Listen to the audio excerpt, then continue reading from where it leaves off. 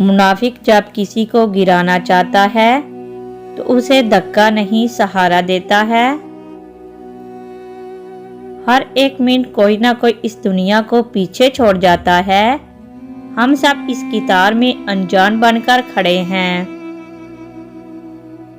जदोजहद जितनी सख्त होगी, जीत उतनी ही शानदार होगी। ये जिंदगी है, फिल्म नहीं। यहाँ लोग परफेक्ट नहीं हो सकते, समझौते करने पड़ते हैं और खामियां तो हर इंसान में होती हैं।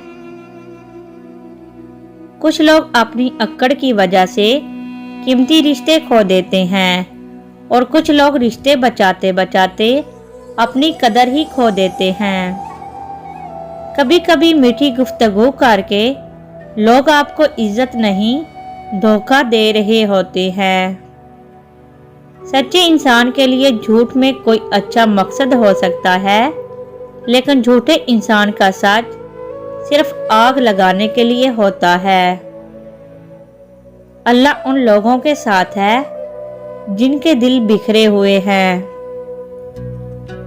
इंसान का दिल मोहब्बत से ज्यादा इज्जत को पसंद करता है। दुनिया फरेब दे देकर परहेजगार होगी और हम इतबार कर कर के गुनाहगार होंगे। सबसे बड़ी कुव्वत बर्दाश्त है।